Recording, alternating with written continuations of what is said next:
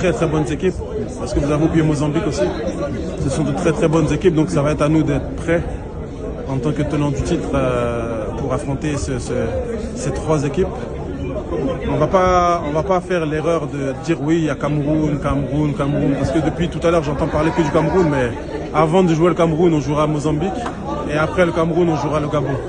C'est pas seulement en battant le Cameroun, on peut battre le Cameroun et ne pas passer au huitième de finale. Donc on va vraiment se concentrer sur le premier match, Mozambique, et on va prendre les matchs les uns après les autres. Mais en tout cas, on a un peu plus de 10 mois pour préparer au mieux cette compétition, et on va se focaliser aussi sur nous et non trop sur nos adversaires, essayer de déjà mettre en place ce que nous on veut mettre en place et essayer d'être vraiment bon dans la manière dont nous on veut jouer, et puis après on regardera l'adversaire.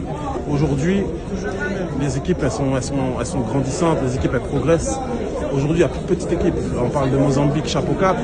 Mozambique Chapeau 4, c'est une équipe qui a il y a quelques années en arrière, peut-être ce serait une équipe du chapeau 3 par exemple. Donc on est obligé d'avoir cette grinta, cette niaque si on veut, surtout quand tu remets ton titre en jeu.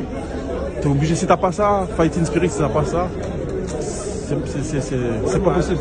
C'est le sport de haut niveau, ça demande forcément beaucoup d'énergie, beaucoup d'envie. Donc on va garder ça et on va essayer de faire ça un atout pour atteindre notre objectif. Alors coach, si on vous demandait de signer pour le scénario de votre équipe sur la dernière CAN aujourd'hui, est-ce que vous signeriez pour ce scénario-là encore?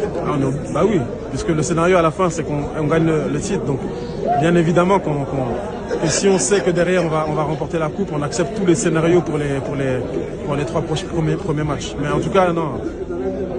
La vérité d'aujourd'hui, c'est pas la vérité de demain. La vérité d'aujourd'hui, c'est pas la vérité d'hier. Donc, on n'aura pas le même scénario, quoi qu'il arrive. Donc, on va essayer d'éviter de nous mettre dans des scénarios difficiles pour avoir à remonter. Donc, surtout que ça implique l'éviction de l'entraîneur principal en cours de compétition. C'est ça.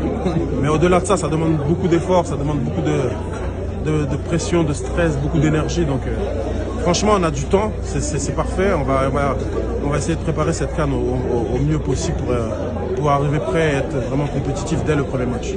Il y a la pression. Non, il y a la pression toujours. Quand tu es entraîneur, il y a toujours la pression. Surtout quand tu es entraîneur d'une grande nation comme la Côte d'Ivoire, il y a toujours la pression. Mais moi, je la prends comme motivation.